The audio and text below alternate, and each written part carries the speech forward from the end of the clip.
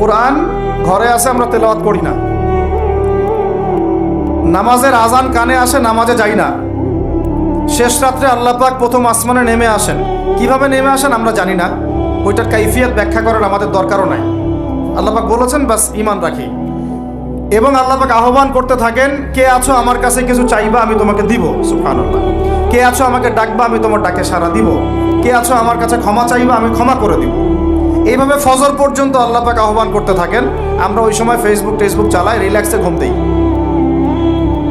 তাহলে নামাজের আজান কানে যায়, নামাজ পড়ি না, কোরআন বাসায় আছে, তেলাওয়াত করি না, খুলেও দেখি না, 40 কুরখানি বাদ দিয়ে। আর শেষ রাত্রে আল্লাহ পাক আহ্বান করতে থাকেন, আমি উঠে ওযু করে 2টা রাকাত নামাজ পড়ে একটু দোয়া করব, সেটা পারি না। এই আমি আবার যখন দিনের বেলায় এলেম শিখতে যাই, এমন জায়গায় এলেম শিখতে যাই যেখানে নারী পুরুষ একাকার অবস্থা, ফ্রি মিক্সিং। আমি এমন এলেম শিখতে চাই যে এলেমটা আমাকে 20 বছরে 20টা সূরাও শেখায় না, 20টা হাদিস আপনার মুখস্থ নাই। আমি চ্যালেঞ্জ করতেছি আপনাকে, 20টা হাদিস আপনি দাঁড়ায় বলেন, ছোট ছোট হাদিস খালি। যেমন عن أمير المؤمنين عمر بن الخطاب رضي الله عنه قال قال رسول الله صلى الله عليه وسلم إنما الأعمال بالنيات وإنما لكل امرئ ما نوى فمن كانت هجرته إلى الله ورسوله فهجرته إلى الله ورسوله ومن كانت هجرته إلى الدنيا يصيبها أو امرأة يتزوجها فهجرته إلى ما هاجر إليه। এরকম ছোট্ট আপনি আমাকে 20টা হাদিস শুনান যারা 20 বছর পড়াশোনা করেছেন জেনারেল লাইনে, দাঁড়ান দিয়ে কার সাহস আছে। এই হচ্ছে আপনাদের শিক্ষার অবস্থা। তারপরে আপনি আবার যখন চাকরি ক্ষেত্রে যান, ঘুষ ছাড়া আপনার চাকরি হচ্ছে না। এই হলো অর্থনৈতিক জীবনের অবস্থা। আবার চাকরি, ব্যবসা, বাণিজ্য যাই করছেন, এর মধ্যে ম্যান্ডেটরি মাস্ট বি সুদ আছে। কি আছে? এই মাপে কম দেওয়া তো আছেই, অন্যের সম্পদ আত্মসাৎ তো আছেই, পণ্যে ভেজাল দেওয়া তো আছেই, তারপরে সিন্ডিকেট তো আছেই, যেটার দাম এখন এই রজবের, আজকে কয় তারিখ? রজবের 14-15 হবে না? তো এই রজবের 14-15-তে যে পণ্যের দাম 200 টাকা, 1.5 মাস পরেই সে পণ্যের দাম হবে 400 টাকা। এই হলো অর্থনৈতিক জীবনের অবস্থা। আর সুদের সাথে সম্পৃক্ত না হলে তো আমাদের ঘুম হচ্ছে না। বাংলাদেশের 64,000 গ্রাম বাংলা বলি না আমরা, 64,000 গ্রাম বাংলায় একাধিক সুদী এনজিও আছে। সবাই সুদী কারবার করতেছে। আমাদের মা বোনরা ওখানে সমিতিতে নাম লেখাচ্ছে, আমরাও নাম লেখাইছি অনেকে। কিস্তি শোধ করতে হচ্ছে, জমি বন্ধক রাখো, বাছুর বন্ধক রাখো, গরু বন্ধক রাখো। শেষমেশ ধনীরা ধনী হচ্ছে, গরিবরা গরিব হচ্ছে। কারণ আল্লাহ পাক এই কিতাবের মধ্যেই বলেছেন, সূরা বাকারার শেষের দিকে আছে যে ইয়া আইয়ুহাল্লাযীনা আমানু, হে মুমিনগণ, ইত্তাকুল্লাহ, আল্লাহকে ভয় করো, ওয়া যারু মা বাকিয়া মিনার রিবা, সুদ ছেড়ে দাও, ইন কুনতুম মুমিনিন, যদি মুমিন হয়ে থাকো, ওয়া ইল্লাম তাফআলু, সুদ যদি না ছাড়ো, ফাআযানু বিহারবিন মিনাল্লাহি ওয়া রাসূলিহি, আল্লাহ এবং তার রাসূলের সাথে যুদ্ধের ঘোষণা শুনে নাও। আয়াত বুঝলেন? আয়াতটা কি বুঝলেন? আল্লাহ পাক বলছেন, যারা সুদ খায় বা সুদ না ছাড়ে, এরা আল্লাহ এবং তার রাসূল মুহাম্মদ সাল্লাল্লাহু আলাইহি ওয়াসাল্লামের বিরুদ্ধে অস্ত্র নিয়ে দাঁড়ায় আছে। তো আপনার আমার কল্যাণ হবে না ভাই? দুনিয়ায় পরকালে কল্যাণ হবে না? আমরা হাউজে কাউসারের পানি তো পাবো ইনশাআল্লাহ, আমরা কবরের উত্তর তো দিতে পারবো ইনশাআল্লাহ। আমাদের জন্য নবী সাল্লাল্লাহু আলাইহি ওয়াসাল্লাম সুপারিশ তো করবেন ইনশাআল্লাহ। সুপারিশ তো নবীজি করবেন, এটা ঠিক আছে, এটা তো ঠিক আছে। কিন্তু কোরআনে যে আল্লাহ পাক বললেন সুদ যদি তোমরা না ছাড়ো, তাহলে জেনে রেখো তোমরা আল্লাহ এবং তার রাসূলের বিরুদ্ধে যুদ্ধ করতেছো। এখন এটা আমরা কিভাবে আল্লাহ পাককে বুঝ দিব? দুনিয়াতে না বুঝ দিলাম, দুনিয়াতে হয়তো কারো ক্ষমতা আছে, জবানটা বন্ধ করে দিল, এই কথা বলতে পারবেন না, চুপ একদম। সম্ভব কিনা? দুনিয়াতে হয়তো সুদের মহাজন যারা একত্রিত হয়ে দেখা গেল যে একে তো সরাইতে হবে রাস্তা থেকে, এ তো মারাত্মক কথা বলতেছে, সরাই না হয় দিল, হতেও তো পারে, ইতিহাসে হয় নাই এমন। তারপরে কারো হয়তো দুনিয়াবি স্বার্থ আছে, বুঝাচ্ছে আমার বউ আছে, বাচ্চা আছে, চাকরি বাকরি কেমনে ছাড়ি ইত্যাদি। সব না হয় বুঝলাম, আল্লাহ পাকের সামনে আপনি এখন কি বুঝটা দিবেন? রাসূলের সামনে দাঁড়ায় কি বুঝটা দিবেন? দিতে হবে কি না জবাবটা? আজ হোক আর কাল হোক, দিতে হবে কি না? পরকালে পরকালে যেতে হবে তো নাকি? তাই যদি হয়, এটা যদি আমাদের ফাইনাল ডেস্টিনেশন হয়, চূড়ান্ত গন্তব্য হয়, তাহলে কোন ব্যক্তি বুদ্ধিমান, যে দুনিয়াতে সংশোধিত হয় সে, নাকি পরকালে যে ব্যক্তি অপেক্ষায় বসে থাকে সে? এখন এই সংশোধনের দিকে যদি আমরা দাওয়াত দিই, আমরা কি মৌলবাদী হয়ে যাব? সমাজের শত্রু হয়ে যাব? দেশ ও জাতির শত্রু হয়ে যাব? সুদী কারবার ছাড়া অর্থনৈতিক বিষয় কি চালানো সম্ভব না? হ্যাঁ, যখন এই সুদী ব্যাংকিং সিস্টেম, ওয়ার্ল্ড ব্যাংকেরটা তো 1995-এর দিকে আসছে। তারও আগে ছিল ওই যে ব্রিটেনের দি ব্যাংক অফ ব্রিটেন, যেটা প্রথমের দিকে আর কি। ও সারা বিশ্বকে শাসন করতে এক সময়। তার আগে করেছে জার্মানি, তারপরেও আসছে ও। এই পশ্চিমাদের দৌরত্ব ফরাসি বিপ্লবের পরে। তো ওয়ার্ল্ড ব্যাংক আসছে 1995-এর দিকে, 45-এর পরে। এর আগে মুসলমানরা বিশ্ব শাসন করে নাই? 4 খলিফা করেন নাই? উমাইয়ারা, আব্বাসীয়রা, ফাতেমেরা, মুঘলরা, তুর্কিরা, ওসমানীয়রা, তারা কি বিশ্ব শাসন করে নাই? তখন কি সুদ দিয়ে পুরো বিশ্বের অর্থনীতি পরিচালিত হয়েছে? বিকল্প কোনো ব্যবস্থা কি কোরআন এবং হাদিসে নাই? তো যদি সেটা থাকে, আর আমরা যদি এটাকে পাশ কাটায় যাই, গিয়ে পশ্চিমাদের এই অর্থনীতি যদি আমরা গ্রহণ করি, সেভাবে জীবনযাপন করতে থাকি, তো আল্লাহর সামনে কি ভাই আমাদেরকে দাঁড়াতে হবে না? আল্লাহ পাক আমাদের সবাইকে যেন কথাগুলো মন দিয়ে বোঝার তৌফিক দান করে।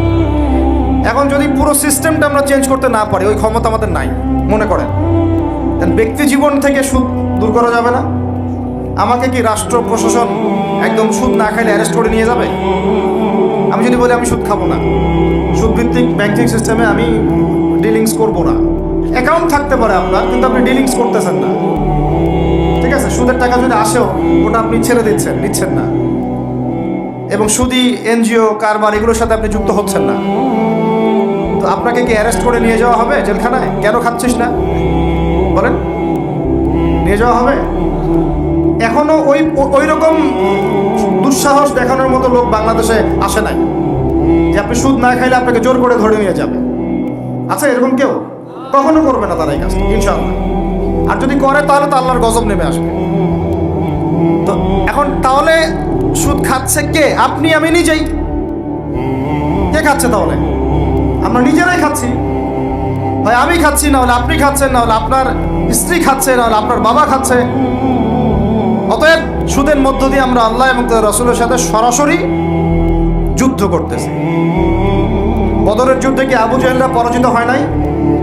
উহুদের যুদ্ধে, খন্দকের যুদ্ধে, মুতা, ইয়ারমুকে, এই শতাব্দীর পর শতাব্দী আল্লাহ এবং তার রাসূলের বিরুদ্ধে যারা দাঁড়াইছে, তারা কি কখনো টিকতে পারছে?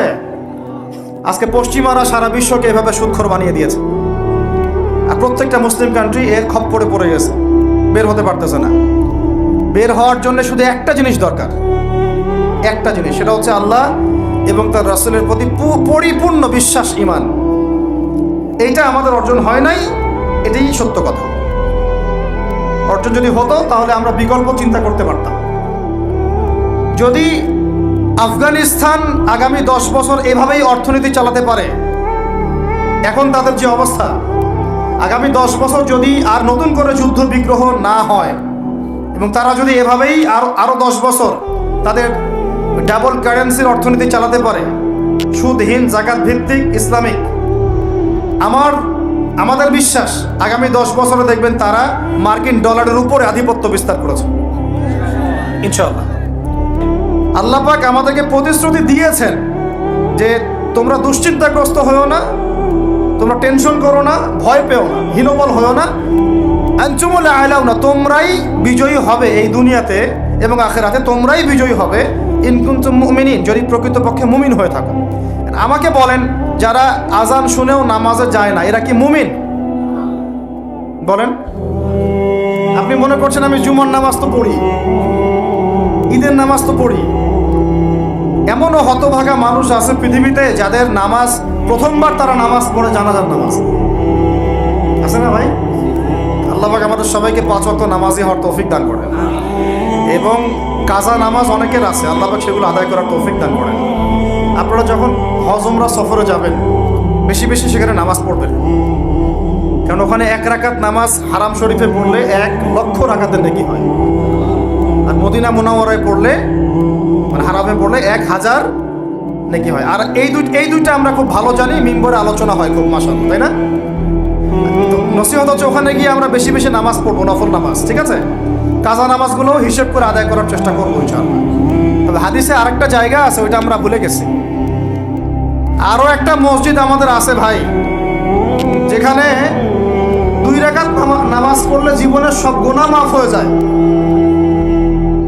ওইটা আমাদের পাঠ্যপুস্তকে নাই, আমাদের চেতনায় নাই, আলোচনায় নাই, মিম্বরে নাই, খুতবায় নাই। সেই মসজিদ কোথায়? ওই মসজিদ কি আমাদের নাই? কি মনে হয় আপনাদের? ওই আল-আকসা কি আমাদের না ওদের? ওইখানে 2 রাকাত নামাজ পড়লে, সফর করে 2 রাকাত নামাজ পড়লে জীবনের সব গুনাহ মাফ হয়ে যাবে। ওইখানে আমরা এখন ঢুকতে পারি না। কারো কোনো ফিকির আছে?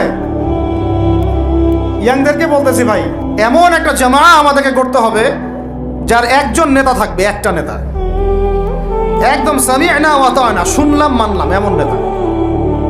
এত ইখতিলাফ, এত বিভক্তি চলবে না। মানে বিভক্তি, ইখতিলাফ থাকতে পারে মাসলা মাসাইলের ব্যাপারে, ফিকহি ব্যাপারে, কিন্তু এই এত দলীয় বিভক্তি থাকা যাবে না। এক টেবিলে আলেমদেরকে বসতেই হবে। আলেমরা যদি এক টেবিলে না বসে ঐক্যের দৃষ্টান্ত স্থাপন না করতে পারে, জনগণ ঐক্যবদ্ধ হতে পারবে না। বাংলাদেশের সবচেয়ে বেশি দরকার এখন ওলামায়ে কেরামের ঐক্য। আমরা যারা ছোটরা আছি, আমাদের মূল কাজ এখন এইটাই, আমরা এটাই ফিকির করি কিভাবে আলেমদেরকে একটা জায়গায় বসানো যায়। আলেমরা যদি ঐক্যবদ্ধ হতে পারেন, জনগণ একদিকে ফোকাস করে চলতে পারবে ইনশাআল্লাহ। এবং তাদের মধ্যে যদি একজন আমির নিযুক্ত করা হয় এবং তার কথা যদি আমরা সুরাভিত্তিক মেনে চলি, ইনশাআল্লাহ বাংলাদেশ কেন, পুরা বিশ্বে দিন কায়েম করা সম্ভব। আমরা এই দিক থেকে আমরা মোটামুটি 20-30 বছর পিছায় আছি এখন, বুঝতে পারছেন না আমার কথা? এই দিক থেকে দেখেন, আল্লাহ নবী সাল্লাল্লাহু আলাইহি ওয়াসাল্লাম মক্কাতেও সাহাবীদের মধ্যে কখনো বিভক্তি হতে দেন নাই। একজন নেতা, তার আন্ডারে সব সাহাবীরা বায়াত করে আছেন হাতে হাত রেখে, ব্যাস যা বলবেন তাই। ডানে যাইতে বললে ডাইনে, বামে যাইতে বললে বামে। মার খাচ্ছেন, যদি নবীজি বলেন হিজরত করে চলে যাও, হিজরত করে চলে গেল আবিসিনিয়ায়, তাই না? আর যদি নবীজি বলেন সবর করো, সাবরান আলা ইয়াসির ফাইন্নামা ওয়াইদাকুমুল জান্নাহ, সবর করো তোমাদের জন্য জান্নাত, সবর করতেছেন, মার খাচ্ছেন, তাও কোনো কথা বলতেছেন। এইরকম সামি'না ওয়া আতা'নার জেনারেশন না থাকলে দিন কায়েম হয় না, যেটা আমাদের বিগত 50 বছর আমরা করতে পারি নাই। এটাই সত্য কথা। এটা করার জন্য সবার আগে আমাদের মনের হিংসা দূর করতে হবে। কি দূর করতে হবে? মনের হিংসা দূর করতে হবে, মনের অহংকার দূর করতে হবে, নিজেকে ছোট মনে করা শিখতে হবে। আমি ছোট মানুষ, বড়রা যে দায়িত্ব দিবেন সেটা পালন করব। আলেম ওলামার সহবতে থাকবো, তাদের পরামর্শ চলবো, আমাকে যেভাবে গাইড করেন সেভাবে চলবো, যখন যে দায়িত্ব আসবে সেটা পালন করব। চিন্তা এরকম না থাকলে আপনি চলতে পারবেন না, বিদ্রোহী হয়ে যাবেন তখন। বেয়াদবি, এই যে প্রথম একটা কথা বলছি, বেয়াদবি। আমরা অনেকেই বড় বড় বরেণ্য আলেমদের সাথে বেয়াদবি করছি, তাদের মানিজ্য হানি করছি।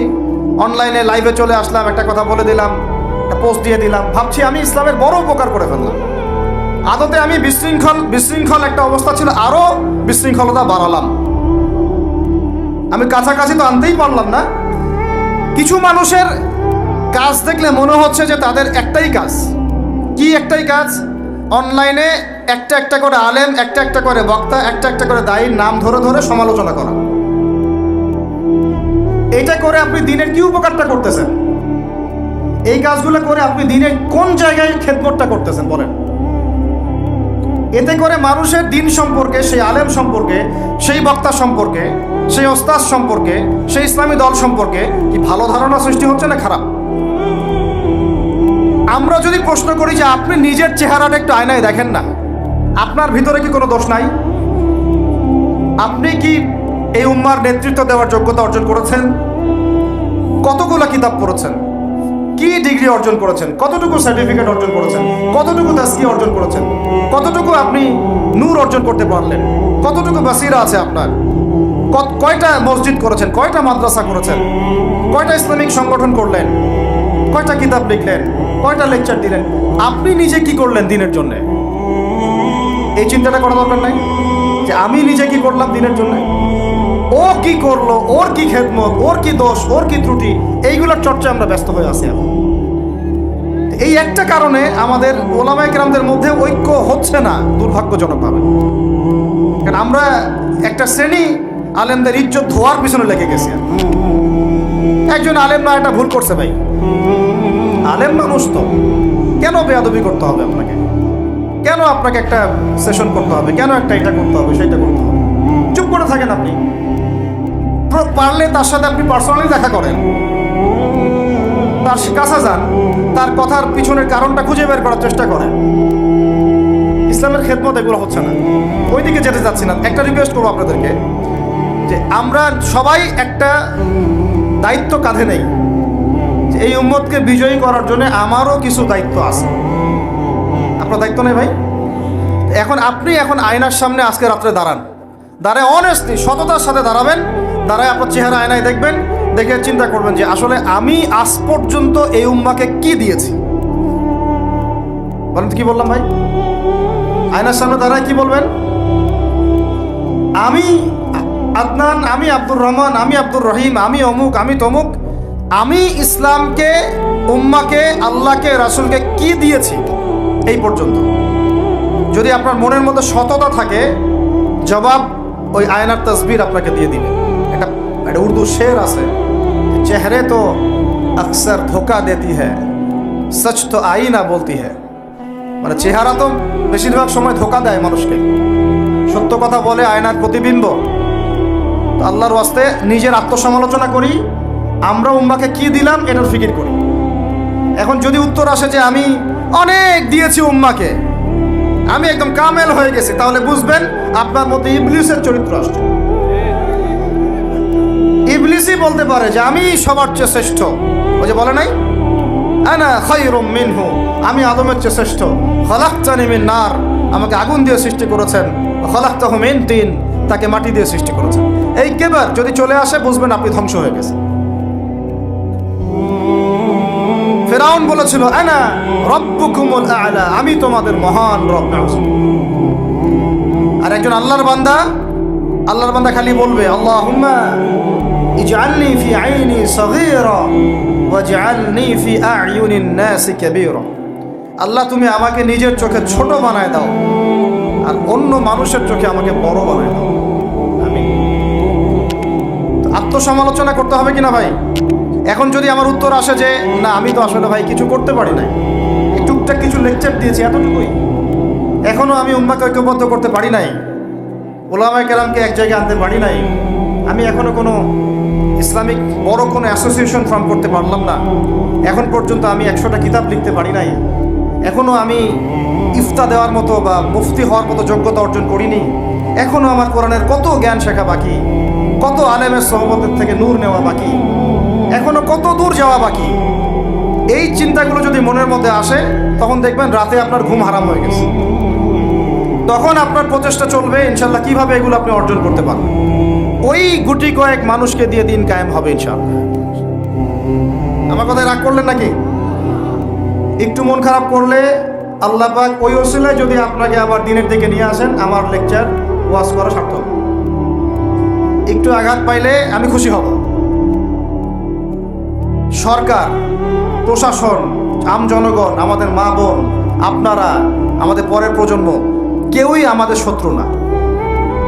আমাদের শত্রু বরং আমার বা আমাদের চেয়ে ভালো কোনো বন্ধুই নেই আপনাদের। আমার বা আমাদের চেয়ে ভালো কোনো বন্ধু নাই আপনাদের। যারা আছে এদের ব্যাপারে একটা স্টেটমেন্ট বলে দিই আমি, যে তুঝ জৈসা দোস্ত তো দুশ্মন কি কোই জরুরত নেই। ওইরকম বন্ধু যদি থাকে তাহলে দুশ্মনের কোনো দরকার হবে না।